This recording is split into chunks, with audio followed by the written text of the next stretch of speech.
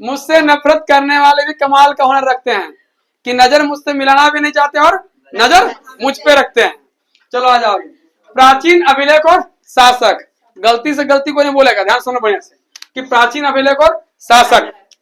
तो सबसे पहले समझो, कुछ सब लोग इसको पढ़ने से पहले इसका जो अभिलेख तो हम लोग पढ़ेंगे, हाथी गुफा, मंदसौर, एहोल, नासिक अभिलेख, महरौली, ग्वालियर, जितना सारा अभिलेख, इसको पढ़ने से पहले इसका राजा के बारे में जानेंगे और इसमें जितना सारा फैक्ट दिया हुआ वो सब हम लोग जानेंगे। ये फैक्ट आजकल पूछने लगा तो खाली राजा याद नहीं रखना है, इसके साथ जो जुड़ा हुआ जितना सारा फैक्ट है वो भी आप लोग जानना है। अब इसके जानने से पहले कुछ चीज जान लो कि सबसे प्राचीन अभिलेख कहां से प्राप्त हुआ है? मध्य एशिया का बोगात कोई अभिलेख से। पहला क्वेश्चन ये बनेगा कि सबसे प्राचीन अभिलेख की प्राप्ति कहाँ हुई है? तो बोगात को एक जगह है, कहाँ पे है वो? मध्य एशिया में। यहाँ 4 वैदिक देवता की उल्लेख किया गया। कौन कौन? इंद्र, मित्र, वरुण और कौन? नासत्य। नासत्य को अश्विनी कुमार भी कहा जाता है। यहाँ क्वेश्चन ये बोलेगा कि किन देवता का उल्लेख नहीं किया गया है, तो क्या मारिएगा आप लोग? चारों याद रहेगा तब ना। इंद्र रहेगा, मित्र रहेगा, वरुण और नासत्य। अभिलेखों का अध्ययन क्या कहता है? इपिग्राफी। अब देखिए प्राचीन जो अभिलेख है सबसे पहले किस भाषा का प्रयोग करते थे? प्राकृत भाषा का। सबसे पहले प्राकृत भाषा का, बाद में किसका प्रचलन बढ़ गया? संस्कृत का। ये आपका इंपोर्टेंट फैक्ट था, इससे जुड़ा हुआ। अब देखो कि प्राचीन अभिलेख और शासक में पहला क्या है? हाथी गुफा अभिलेख। हाथी गुफा अभिलेख का संबंध किस शासक से है? कलिंग राजा खारवेल। जब भी कलिंग आएगा तो आप लोग दिमाग में कलिंग यूज चलेगा, चलता कि नहीं? अशोक और किसके बीच में? कलिंग राजा खारवेल के बीच में। तो ये बताओ कि कलिंग युद्ध हुआ कब? 261 बीसी में, या फिर अशोक के शासन काल के राज्याभिषेक के 8वें वर्ष में। कुछ नहीं पूछता है, ठीक है। तो कलिंग राजा खारवेल और अशोक के बीच में 261 बीसी में क्या हुआ था? कलिंग युद्ध हुआ था। तो एक कलिंग का राजा खारवेल का संबंध किससे है? हाथी गुफा अभिलेख से। अब बता देगा कि एक क्वेश्चन आ गया कि कलिंग है कहां वर्तमान में भी? उड़ीसा में। अब क्वेश्चन ये पूछेगा कि हाथी गुफा अभिलेख उड़ीसा किस जगह में है? उड़ीसा तो बहुत बड़ा एरिया हो गया ना, तो उड़ीसा कौन सा पार्टिकुलर एरिया हो गया? वो तो कलिंग का राजा था पहले। कलिंग पहले उड़ीसा का नाम था। उड़ीसा का नाम उड़ीसा कब क्या गया? या उड़ीसा जो है बिहार से अलग प्रांत कब बना? 1 अप्रैल 1936 को। 1936 में कब हो जाएगा? 1 अप्रैल 1936 में। अब यहाँ समझिए क्या क्वेश्चन पूछा आपसे?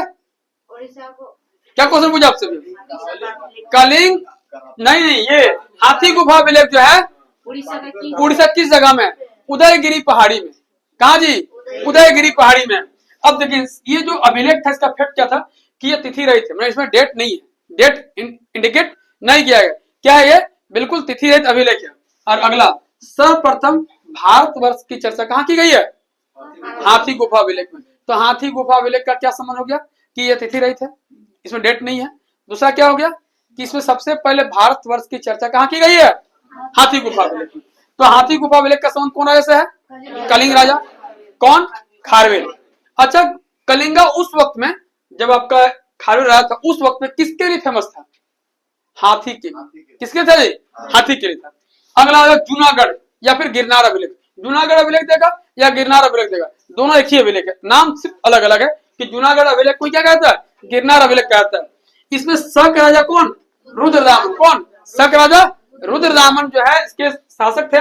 और इसमें फैक्ट क्या बनता है कि पहला विशुद्ध रूप से लिखा गया संस्कृत में अभिलेख कौन है? जूनागढ़ अभिलेख। आपको बोला थोड़ा देर पहले कि स्टार्टिंग अभिलेख कौन भाषा में लिखा गया था? प्राकृत भाषा में। तो प्राकृतिक भाषा को छोड़कर विशुद्ध रूप से पहला अभिलेख जो संस्कृत भाषा में लिखा गया क्या होगा उसका? जूनागढ़ अभिलेख। तो जूनागढ़ अभिलेख या गिरनार अभिलेख का संबंध कौन राजा से है? रुद्रदामन से। शक राजा कौन थे? रुद्रदामन थे। और ये पहला विशुद्ध रूप से लिखा गया कौन भाषा में लिखा गया? संस्कृत अभिलेख, संस्कृत भाषा में लिखा गया अभिलेख। अब आ जाए प्रयाग। अभी देख रहे प्रयागराज महाकुंभ चल रहा है ना, वही प्रयाग। प्रयाग कोई पहले ये प्रयाग अभिलेख या फिर क्या इलाहाबाद अभिलेख? प्रयाग अभिलेख है क्या? इलाहाबाद अभिलेख। प्रयाग की नदी किनारे बसा हुआ है, संगम में है। कौन कौन नदी है? गंगा, जमुना और अदृश्य सरस्वती। गंगा, जमुना और अदृश्य सरस्वती के बीच में बसा हुआ कौन है? प्रयाग। अब देखो इसका इस अभिलेख का संबंध किससे है? समुद्रगुप्त से। कौन जी? गुप्त वंश के प्रतापी राजा कौन? समुद्रगुप्त। गुप्त वंश से सब कौन था? चंद्रगुप्त मौर्य चल रहा है दिमाग में तुमको, फिर दुर्धरा के पास चल जाएगा तुम। श्रीगुप्त। कौन है जी? श्रीगुप्त। उसके बाद आइए कि श्रीगुप्त था। समुद्रगुप्त के संबंध किससे है? प्रयाग या इलाहाबाद जो है अभिलेख उससे जुड़ा हुआ है। अब देखिए इसको बनाया कौन था, इसको लिखा कौन था? तो समुद्रगुप्त का एक दरबारी कवि था, कौन? हरिसेन। कौन थे? हरिसेन जो है लिखे हैं। और इसमें लिखा गया, क्या लिखा गया इसमें, क्या चर्चा किया गया? तो पूरा समुद्रगुप्त का विजय अभियान के बारे में। किसका? समुद्रगुप्त का विजय अभियान के बारे में। और समुद्रगुप्त को कहा था भारत का नेपोलियन। क्या कहते हैं? भारत का नेपोलियन कहा था। और बिना बजाते हुए सिक्कों में पाया गया है, उल्लेख किया गया किसके? समुद्रगुप्त में कहा गया। और इसने उपाधि लिया था, कौन? कविराज की उपाधि। किसका? कविराज की उपाधि ली थी। तो भारत का नेपोलियन कौन होगा? समुद्रगुप्त हो जाएगा। अच्छा, सिक्का में बिना बजाते हुए किसको लिखित किया गया? समुद्रगुप्त को। और कविराज को उपाधि कौन धारण किया था? समुद्रगुप्त हो जाएगा। समुद्रगुप्त का दरबारी कवि कौन था? हरिसेन। किसने रचना की थी? प्रयाग प्रशस्ति अभिलेख या इलाहाबाद अभिलेख का ये किया है। अब देखो ऐहोल अभिलेख, कौन है जी? पुलकेशिन द्वितीय। आपको बताया था, देखो ऐहोल लिखेगी तो इस तरह मान के लिखो ऐहोल अभिलेख, एक एक दो आकार हो गया ना जी, तो देखो द्वितीय हो जाएगा ना।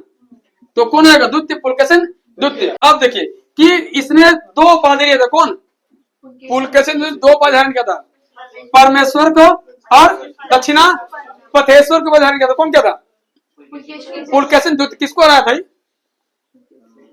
हर्षवर्धन को। किसको हराया था जी? हर्षवर्धन को हराया और दो उपाधि धारण किया। कौन कौन? दक्षिणापथेश्वर और परमेश्वर। परमेश्वर और दक्षिणापथेश्वर के उपाधि धारण किया। कौन कहता जी? पुलकेशिन द्वितीय का संबंध कौन अभिलेख से है? ऐहोल अभिलेख से। अब बाबू लोग आ जाओ आगे। मंदसौर अभिलेख, मालवा नरेश यशोवर्मन। मंदसौर, मालवा नरेश यशोवर्मन। मंदसौर, मालवा नरेश यशोवर्मन। ये सबसे इंपोर्टेंट ये है कि रेशम बुनकरों की जानकारी, यदि पूरे यही क्वेश्चन आ गया कि रेशम बुनकरों की जानकारी सबसे पहले कहाँ मिलती है? कौन अभिलेख में? कहा? मंदसौर अभिलेख में। बुनकरों का शहर किसको बोलेंगे? बुनकरों का शहर पानीपत। किसको बोलेंगे?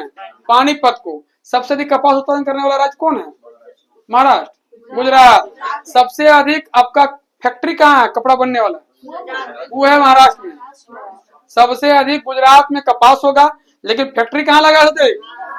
मिल महाराष्ट्र में। एक बार ध्यान से, हाथी गुफा अभिलेख का संबंध किससे है? कलिंगराज खारवेल से। जूनागढ़ या गिरनार अभिलेख का संबंध किससे है? सूत रहा है तुम, उसको बोल रहे हैं, नींद आ रहा है क्या तुमको? ऐसे ऐसे झपकी मार रहा है। अरे बोलना है भाई। जूनागढ़ या गिरनार अभिलेख का संबंध किससे है?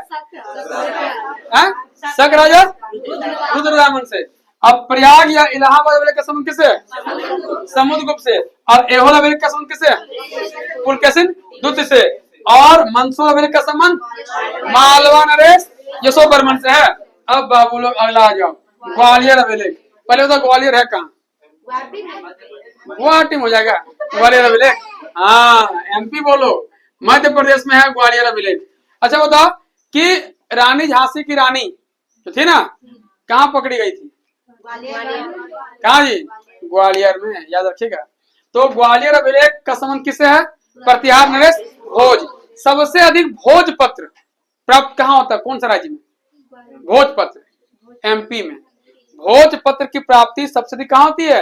एमपी में होती है। तो प्रतिहार नरेश भोज कहाँ के थे? एमपी के थे। तो भोजपत्र में जितना सारा वेद उपनिषद पहले किसमें लिखा गया? सब पत्र में लिखा गया, भोजपत्र में लिखा गया ना। आगे आ जाओ। तो ग्वालियर अभिलेख का संबंध किससे हो जाएगा? प्रतिहार नरेश भोज से। अब ग्वालियर कहाँ पे है? एमपी में। अब आ जाओ बाबू अगला। एरन अभिलेख का संबंध किससे है? भानुगुप्त से है।